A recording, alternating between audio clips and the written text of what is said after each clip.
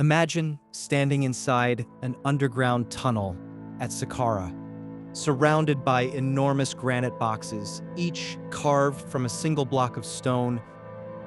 Some of them weigh as much as 100 tons.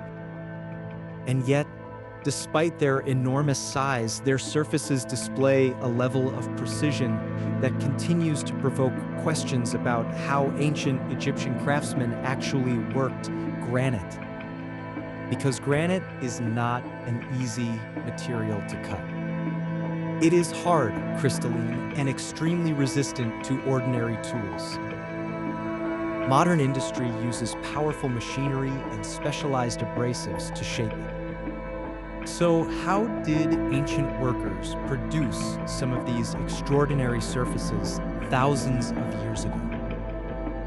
And what if the answer is hidden not in the monuments themselves, but in the microscopic traces left behind by the tools that made them? According to the evidence and interpretations presented in our source material, certain ancient Egyptian granite surfaces contain characteristics that have been interpreted as signatures of a highly controlled machining process, a process involving vibration. A process that may have operated at frequencies beyond human hearing.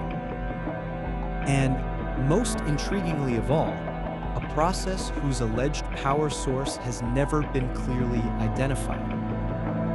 Tonight, on Mysterious Subjects, we're going beneath the surface of one of ancient Egypt's most intriguing technological mysteries. But before we go any further, there is an important distinction. The stone provides physical evidence. The explanation we give that evidence is an interpretation. So tonight we're going to examine both. What does the stone actually tell us? What does the inscription actually say? And where does the evidence end and speculation begin? Because the deeper we go, the stranger the question becomes. The story begins beneath Saqqara. Inside the Serapeum, a network of underground passages contains enormous stone boxes carved from granite. According to the source material, 24 of these boxes line the underground complex. Some are estimated to weigh up to 100 tons. Each was carved from a single block. And this is where the scale of the problem becomes apparent. Moving a block of this size is already a remarkable engineering challenge. But moving it is only one part of the problem. The stone had to be quarried, transported, shaped, finished, and in some cases cut to extremely precise dimensions. Granite is a particularly difficult material because of its crystalline structure and hardness. Ancient Egyptian craftsmen certainly possessed sophisticated stoneworking techniques. Copper tools, pounding stones, and abrasive materials were used extensively. But the source material argues that some granite surfaces display characteristics that deserve closer examination. The most important of these is the alleged condition of the stone immediately beneath the cut. When a hard crystalline material is subjected to conventional mechanical force, stresses can propagate beneath the cutting surface. Tiny fractures can form. The material may be damaged below the visible cut. According to the source, however, some of the granite associated with the Serapeum and Aswan shows unusually clean cutting boundaries with little or no detectable subsurface fracturing. If independently confirmed, that would be an important observation. But it would not automatically prove a particular technology. It would simply tell us that the stone was affected in an unusual way. And that leads us to the next question. What kind of process could produce such a result? This is where ultrasonic machining enters the investigation. Ultrasonic machining is a real modern manufacturing process. It uses extremely rapid mechanical vibration, often above 20,000 cycles per second, together with abrasive material to remove hard and brittle substances. Instead of relying entirely on a conventional cutting edge, the system uses high-frequency vibration and abrasive particles to progressively remove material. Modern systems require sophisticated components, a controlled energy source, a frequency generator, a transducer capable of converting energy into mechanical vibration, and a mechanism capable of maintaining that vibration with precision. The source material proposes that certain characteristics of ancient Egyptian granite are compatible with this type of machining. But again, compatibility is not proof. A surface resembling the result of a modern process does not automatically establish that ancient workers used that process. The only way to strengthen such a claim is through controlled testing. Reconstruct the proposed mechanism. Use comparable granite. Use the proposed abrasive. Measure the cutting rate. Then examine the resulting surface under magnification. That comparison could tell us much more than speculation ever could. But there is another clue. Abrasive material. The source discusses evidence from ancient drilling at Aswan involving corundum. Corundum is an exceptionally hard mineral. Its hardness makes it effective as an abrasive, and the source proposes that ancient workers may have mixed abrasive material into a slurry and continuously fed it into a rotating cutting mechanism. This is an important distinction. The tool itself does not necessarily have to perform all of the cutting. The abrasive particles can do much of the work. The rotating mechanism carries them against the granite. Pressure is applied.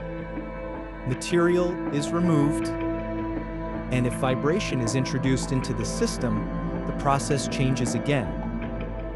The source connects this idea with the term it identifies as shefet, describing a paste or material used during the cutting process.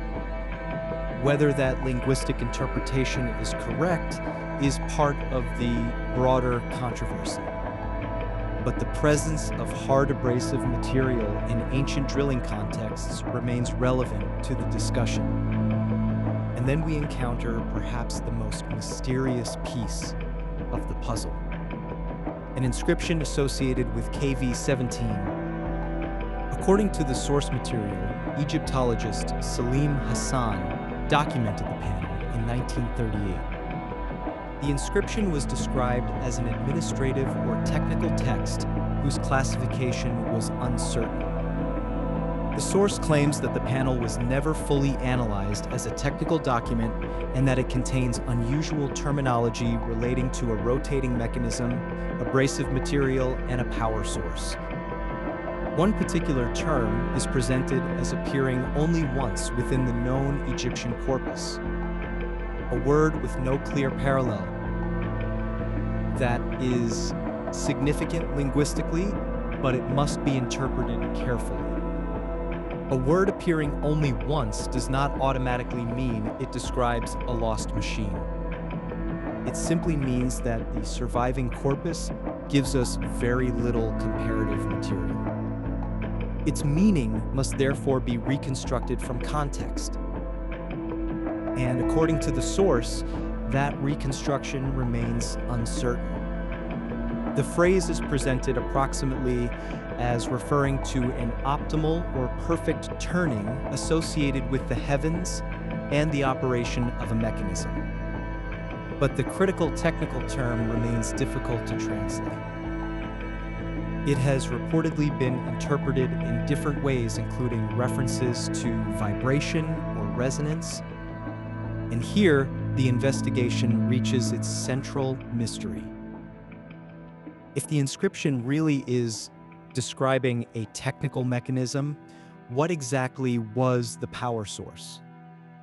Because the physical evidence gives us one side of the equation. The output, the stone shows what happened, but the input is missing. Imagine a modern machine shop. You see the finished cut, you can examine the tool marks, you can measure the surface, you can determine the material that was removed, but you still need to know what powered the machine. Electricity? Hydraulic power? Compressed air? Mechanical energy? Some combination? The same principle applies to ancient technology. If a particular machining process produced the stone surface, something had to provide the energy. The source argues that the cutting characteristics require a level of sustained power that cannot easily be explained by simple human-powered mechanisms. A bow drill, a lever system, or a manually driven rotary mechanism can certainly perform useful work. Ancient engineers understood mechanical advantage extremely well. But the question is whether such mechanisms could sustain the specific combination of rotation, pressure, abrasive action, and cutting rate proposed in the source. One measurement discussed in the source is an approximate advance rate of 1 millimeter per rotation in ancient granite drilling evidence at Aswan. If that figure is representative and accurate, it gives engineers something they can test. A drilling rate depends on many variables: rotational speed, pressure, abrasive characteristics, tool geometry, material hardness, and energy input. Change any one of those variables and the result changes. So the question becomes measurable. Could a human-powered mechanism achieve the required combination? Could a known ancient abrasive process reproduce the same result? And, most importantly, would the resulting stone display the same microscopic signatures? Those are the questions that matter. The source then expands the mystery beyond Saqqara and Aswan. It identifies similar alleged characteristics at several other Egyptian locations, including Giza, Abu Rawash, and Karnak. If these similarities are independently confirmed, their significance would increase dramatically. A single unusual surface could be an anomaly. Multiple examples separated by hundreds of kilometers and associated with different periods would suggest something much broader: a technological tradition, a shared technique, a method that was transmitted between workshops and generations. But if such a tradition existed, we would expect more than stone. We would expect tools, workshops, training, technical terminology, maintenance systems, a supply of abrasive material, and eventually written references. The survival of those things becomes an important archaeological question. This brings us to another intriguing argument in the source: the apparent technological inversion. The source suggests that some of the most precise granite work appears unusually early, while later examples can sometimes appear rougher. Normally, we expect technology to develop progressively. Simple methods become more sophisticated.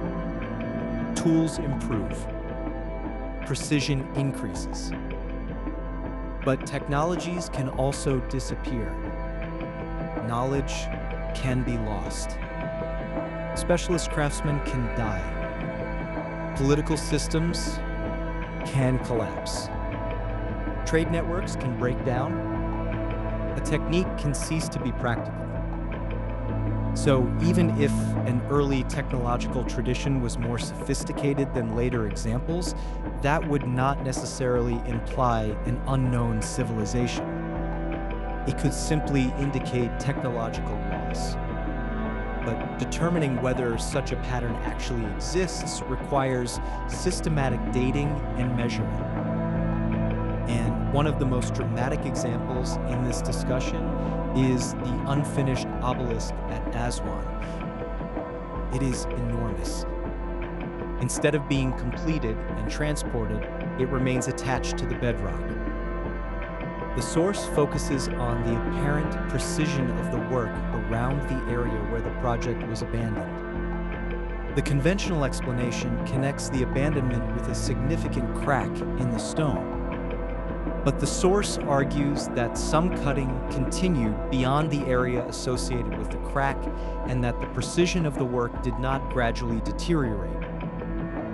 If that interpretation is correct, it raises an obvious question. Why did the work stop? Was the crack ultimately considered unacceptable?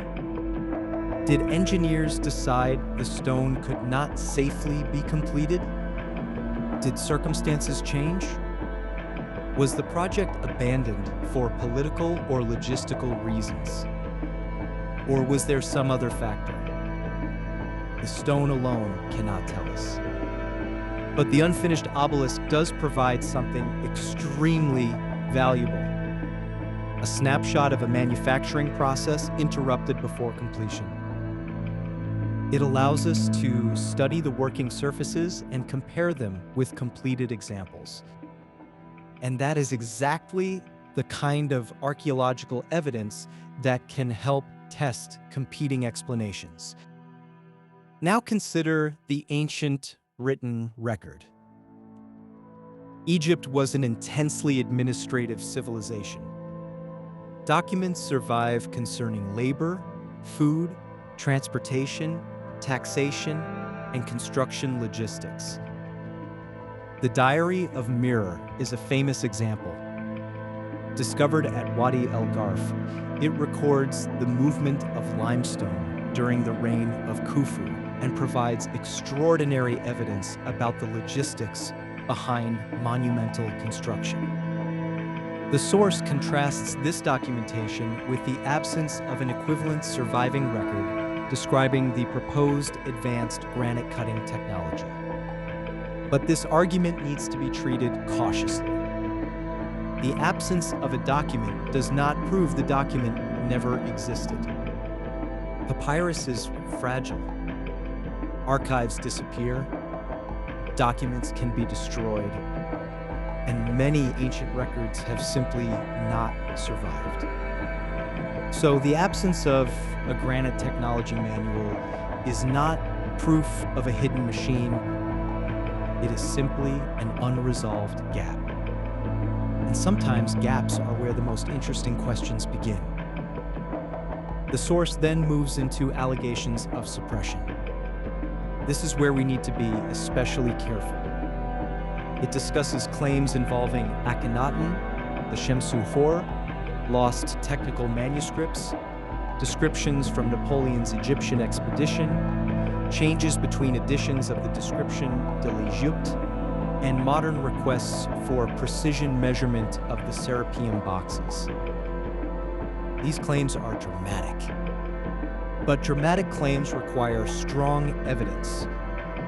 There is a difference between historical destruction and deliberate suppression of technological knowledge. There is a difference between a missing document and evidence that someone intentionally removed it. And there is a difference between a research permit being delayed and proof that authorities are trying to hide an archaeological discovery. Those distinctions matter. A credible investigation should not assume the conclusion before examining the evidence. Instead, there is a much simpler question. Why not measure the stone? Modern non-contact scanning could potentially map the surfaces without physically touching them. Laser scanning can record geometry. Microscopic analysis can investigate surface characteristics. Material analysis can identify mineral residues. Subsurface examination can test for fractures. And experimental archaeology can recreate candidate cutting methods. This is the point at which an intriguing mystery can become a genuine scientific investigation. Suppose researchers reproduce the proposed ancient cutting process using conventional tools. If the resulting granite looks the same under microscopic examination, the mystery becomes considerably less mysterious. Suppose instead that conventional techniques consistently produce different fracture patterns, different thermal signatures, and different surface characteristics. Then the proposed alternative process deserves much more serious attention. And if ultrasonic machining consistently reproduces all of those features, the next question becomes unavoidable. Could such a system have existed in ancient Egypt? Not necessarily an electrical machine identical to anything we use today. Not necessarily a modern generator. But some form of controlled high-frequency mechanical process. And if so, how? That is the missing piece. The source material does not provide a definitive answer, and we should not invent one. Instead, we are left with a fascinating technological gap. The stone appears to preserve evidence of a process. The inscription may contain terminology associated with that process. Abrasive material may fit the proposed mechanism. Measurements may constrain the amount of energy required. But the physical infrastructure that would normally support such technology has not been identified. That does not prove the technology existed, but it does make the question worth testing. Now imagine the Serapeum once again. 24 enormous granite boxes beneath the ground. Their makers are gone.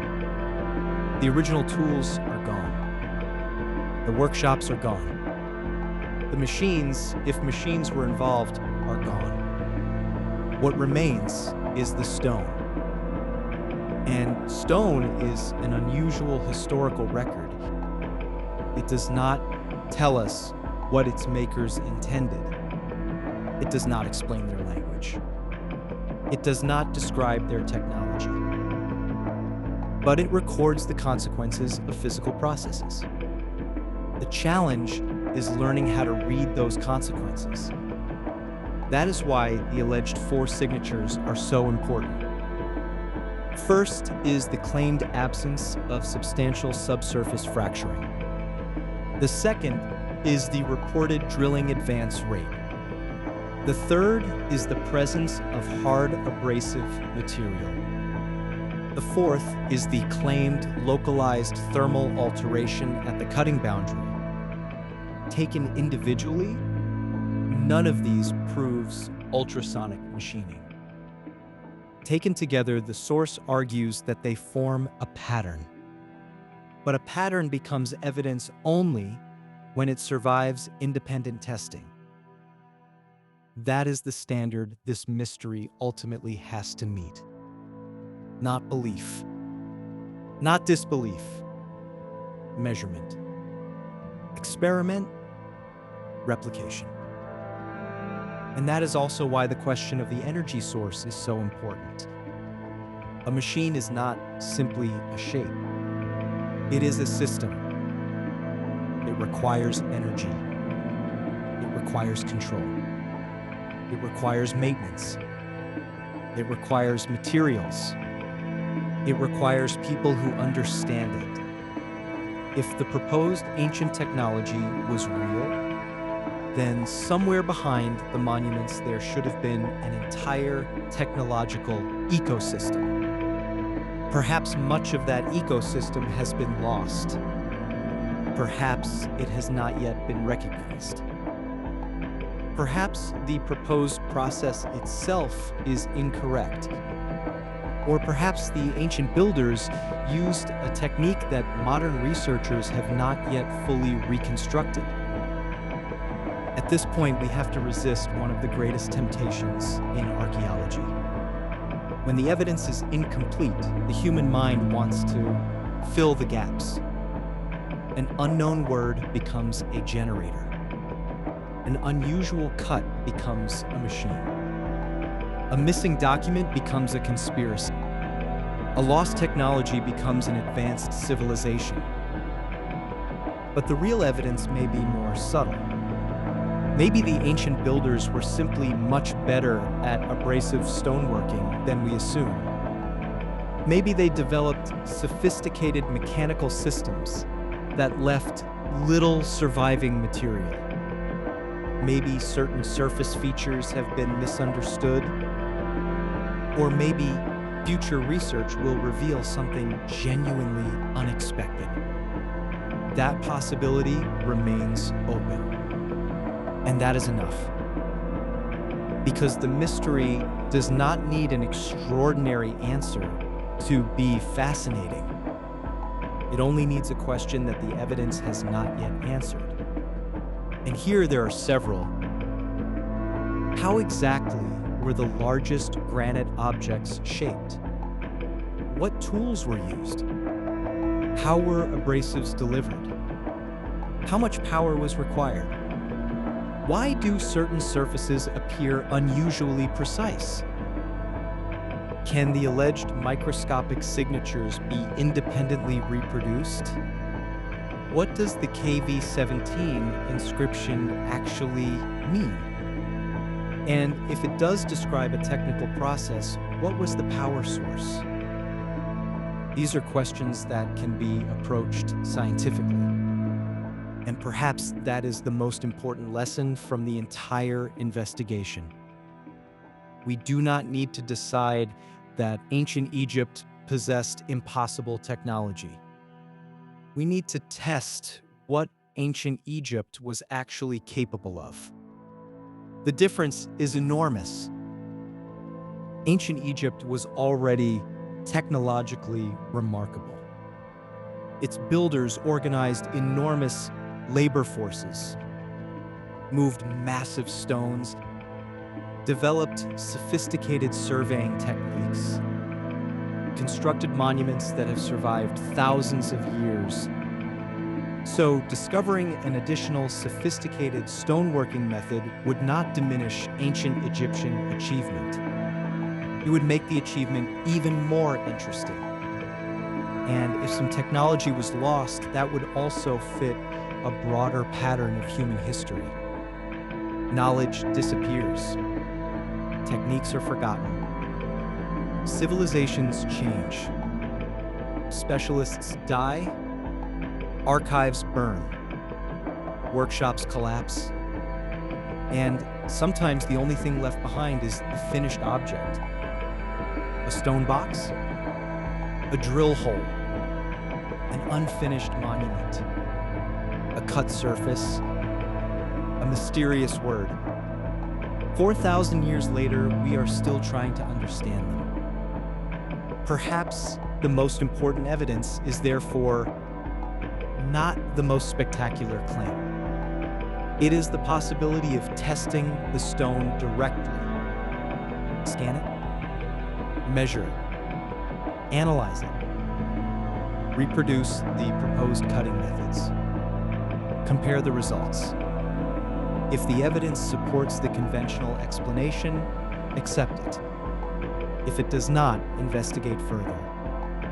And if something genuinely unexplained remains, then we've discovered something worth pursuing. Because the goal of archaeology is not to protect a particular story. It is to reconstruct the past as accurately as possible from the evidence that survived. And the granite has survived. The Serapeum boxes are still there. The unfinished obelisk is still there. The ancient drill evidence is still there. The inscription is still there. Whatever happened thousands of years ago left traces behind. The builders disappeared. Their machines, tools, or techniques may have disappeared, but the consequences remain. And that leaves us with the central mystery. What cut the granite?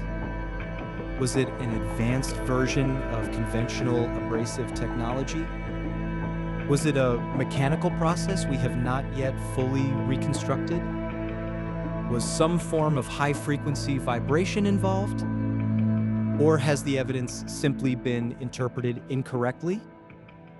And if a sophisticated machining process really was involved, where did its energy come from? Perhaps future measurements will answer the question. Perhaps they will completely overturn the theory. Perhaps they will reveal something nobody expected. Until then, the stone remains silent. But it has been waiting for us for thousands of years. And maybe the greatest mystery is not that ancient Egypt left behind technology we cannot explain. Maybe the mystery is simply that we have not yet learned how to read everything the ancient stone is telling us. This is Mysterious Subjects. If you have an explanation for the granite cutting mystery, tell us what you think in the comments. And if you want to explore more of history's unexplained evidence, subscribe to Mysterious Subjects. Because sometimes the most important question in history is not what happened. It is much simpler. How did they do it?